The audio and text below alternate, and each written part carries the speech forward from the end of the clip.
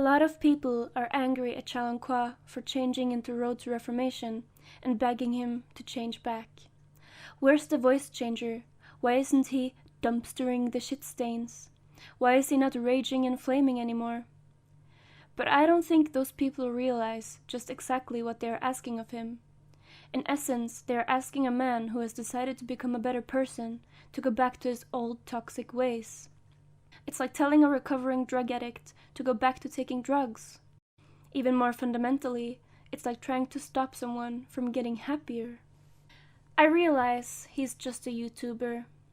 He's just someone making comedic content, and as it's a source of income, I guess being the way he was can be viewed as his job. But even if he decided to go back, would that really be what we want? To me it seems that he committed suicide in order to avoid death. The old memes and phrases got stale, and his dumpstering the shit stains got kinda old after a while. So to stay relevant, he would have to change anyway. If he really went back to how it was, people would still get angry that he's just recycling the same content over and over again. I think the Wang resistance is a good example of this. The Wang resistance started off as a critique towards ChiLongQua about how he was just doing whatever his viewers wanted to make money, like for example, dumpstering the shit stains. But as ChiLongQua slowly changed into being less toxic, they continually found new things to be displeased about. Suddenly, they started accusing him of changing into Valve's little drone, a robot that only wanted to make as much profit as possible, despite him never monetizing his content and being an anti-materialist. Nothing could please them, because they didn't want to be pleased. They wanted someone to blame for their incompetence at finding ways to be entertained. I think this is particularly interesting because ChiLongQua has said numerous times that if anyone didn't like what he was doing, they should stop watching and do something else. One of his common monologues was telling people how instead of brainlessly watching someone, you should go do something instead, whether it be playing Dota or something completely different, anything that doesn't require someone entertaining you. But before we go more into detail, let's talk about Leo and how things unfolded this way. Who was he, and who did he change into? Let's talk about how it all started and his road to reformation. It all started on Twitch, where he got banned for view-botting. Then, the 4th of January 2014, ChiLongQua debuted on YouTube with his bristleback jungle video. After a few more, his account briefly was down and didn't come back up before late February the same year. This is when, at least in my opinion, ChiLongQua found his original identity, because in 2014, ChiLongQua did exactly what he wanted because nobody expected anything. There's no fucking way I'm gonna edit this video. That's just fucking... What? Are you fucking kidding me? This game is so shit! I think it's especially interesting how here his intentional feeding videos were purely funny. There was no real agenda behind it yet. This made me so fucking mad, you guys. You see, notice the time? 28 seconds, and boom, he blocks my fucking camp. No one fucking fucks with me. Okay, you guys? You don't fucking fuck with ChiLongQua. He was of course mad at Valve for many reasons, but as a low 4K, his complaints weren't the same as what would later completely consume him. It wasn't until February 2015, when he started to get a higher rating, that he really devoted his channel to criticizing matchmaking, cosmetics, the community, and Valve in general. His series of 10 Reasons Why Dota 2 Sucks never completed, but they were still a very informative, and made a lot of people question where our money and time goes. ChiLongQua turned more and more bitter, from mischievous to plain angry over the course of early 2015. And the last straw was April 23rd.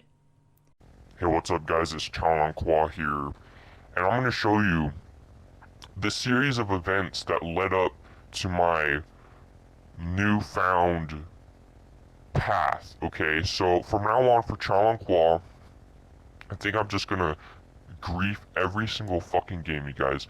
You know, these guys don't deserve to be at the ratings, so ChiLongQua is just gonna fucking ruin their fucking game, you guys. ChiLongQua's always been about ruining games, alright? Maybe in a more subtle matter, okay, or in a more subtle way. But deep down, ChiLongQua has always been about throwing games, alright?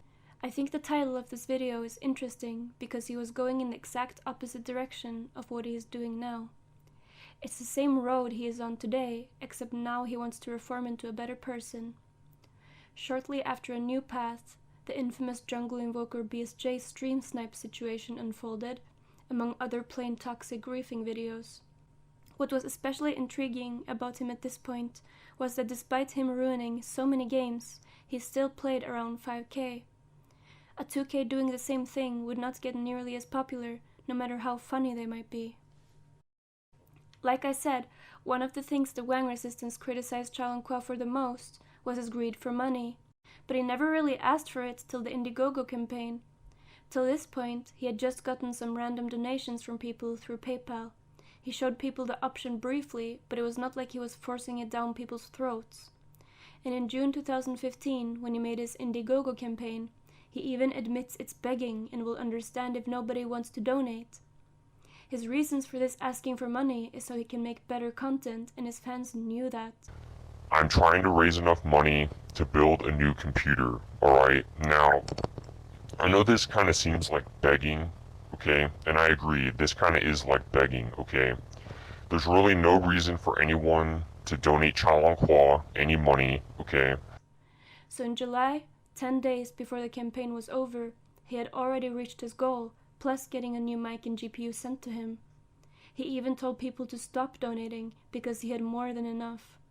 This moment is also interesting because in the same video he says he wants to be less trolly. And while I think that's great, I think a lot of people might have interpreted this as a slap in the face. They donated to a person so he could grief more, and then when he reached the goal he says he wants to change. And this is important because it was after this and through 2016 that the Wang resistance got a foothold. You know, thank you so much to Kyle, to the anonymous donator, $465. That's a fucking insane donation, okay? Don't worry about donating anymore, you guys. My Indiegogo campaign has now raised more than the goal, okay? You know, as far as my videos go, you know, I have plans to make more educational videos. You know, a lot of my subscribers have come the past 2 months. You know, I don't want to disappoint any of my long-living subscribers because I know you guys probably don't care about Overtoss that much, but I've actually gotten a lot of subscribers in the past month from my overthrow videos and from videos that are similar to, you know, putting BSJ in the fucking dumpster and that fucking shit-stained fucking dog shit fucking Arteezy, okay? Less trolly and more serious, okay? More actual helpful tips that will really boost your gameplay. But people would get pleasantly surprised after the Indiegogo campaign. During TI5 the same year, we got the Casting the Casters video, which became very popular. Guys, if you want to know why these people all have skin conditions and shit, okay, it's because they eat a ton of meat, alright, and they masturbate a lot, okay? If you want to be healthy, stop eating meat and stop masturbating, okay? And you will not have these fucking skin conditions. I fucking promise you, okay?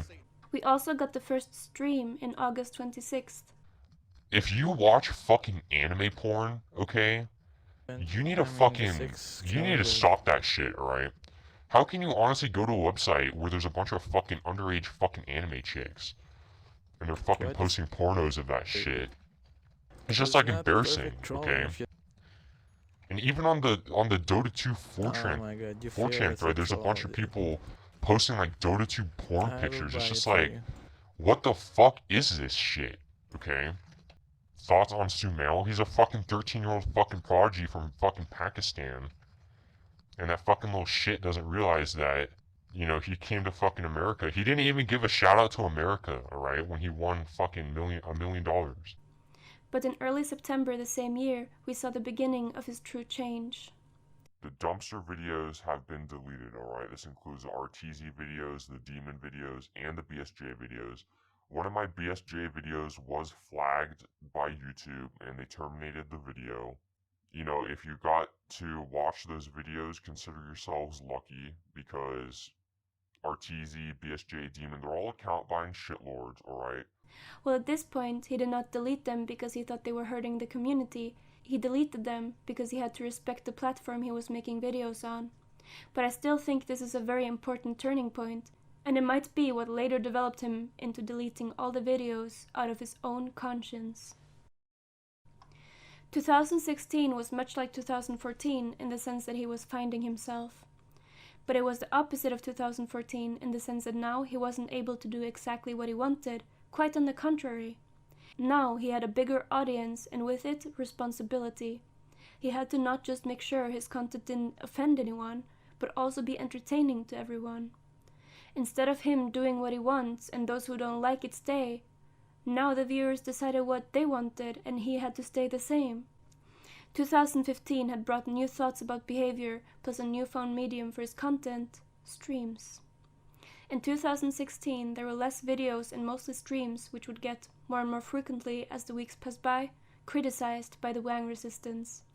ChiLongQua now got money through donations and was repeating more and more the same phrases and points over and over again.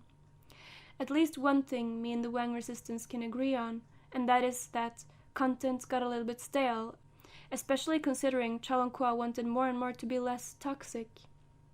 Late 2016, it had got to the point where the stream chat was filled with angry Wang resistors, and most of the content we saw from ChiLongQua was forced toxicity to please his viewers. And don't get me wrong, this was not ChiLongQua's fault. It was his audience's fault. This happens a lot. The death of a star is when there's too many orbiters with different opinions and who mindlessly expect people to entertain them all the time. Early 2017 was an extension of what we saw in 2016. He had started to lose his identity because of force from his angry viewers. Don't get me wrong, most of his fans loved what he was doing. But when he tried something experimental, people would always try to shut it down, which blocked his development not just as a content creator, but also as a person. And this led up to his final video in April 2017. Hey, what's up guys? ChiLongQua here once again, coming at you with another video. Alright, and this is probably going to be my final video, you guys, as ChiLongQua.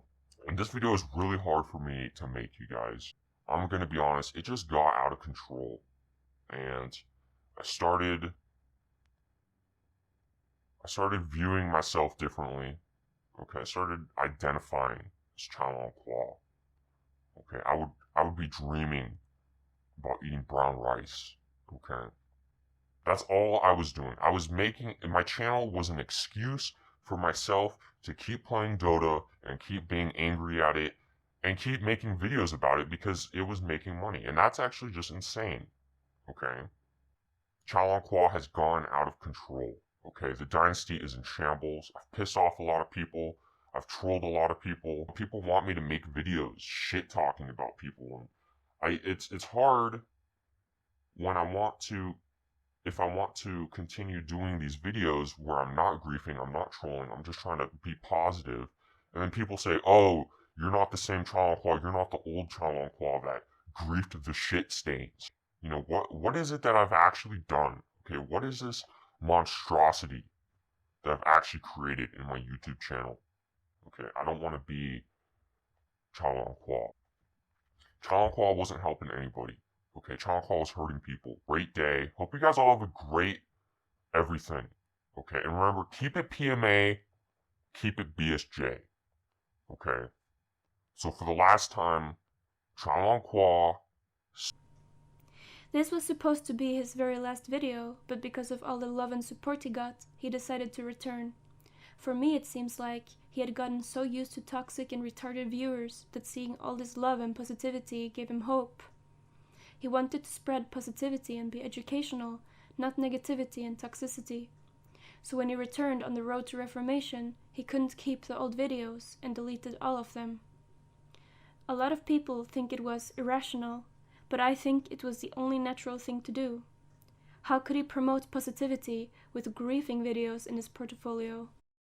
It's something that I'm trying to work on, you know? I don't want to be this player, but it's hard for me because everyone is like this. And if you play like a few games in a row and you have someone like this, and then the next game you have another one, eventually you become it.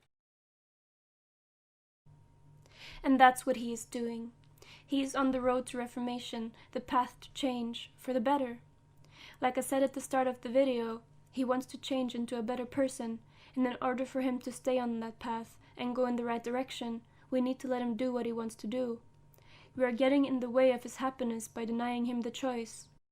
What was originally fun about ChiLongQua was that he just did what he wanted to and served justice, I guess. But it was just a temporary demonstration, a protest, not something that could be kept going for long without consequence to his psyche. His income was relying on making the world a worse place. Can we really blame him for changing that? Now he is making educational content, not just on mechanics and Dota specifically for people stuck in lower ratings, but also in how to be more positive, better teammates, and human beings. And some people might say that just deleting the videos won't change the fact that he made them and he doesn't deserve to be forgiven. But I think it's exactly because of the fact that he wants to change that we should forgive him immediately and strive to do the same. He committed suicide to avoid death, because in essence what was interesting about him wasn't his dumpstering the shit stains, but the philosopher behind it. What piqued my interest was ChiLongQua's griefing and the immediate humor that arose from it. But what made me stay was the philosophy. Sometimes, in between all the memes, he would suddenly start talking about subjects like materialism, diet, politics, or anything that came to his mind. It was obvious at this point that photosynthesis was inevitable. From a little angry larva to a shut-in stale pupa to an experimental butterfly. I say, instead of trying to catch the butterfly and pinning it on display, we let it fly and see where it goes. And if we don't like where it goes, let's take his advice and go do something productive instead.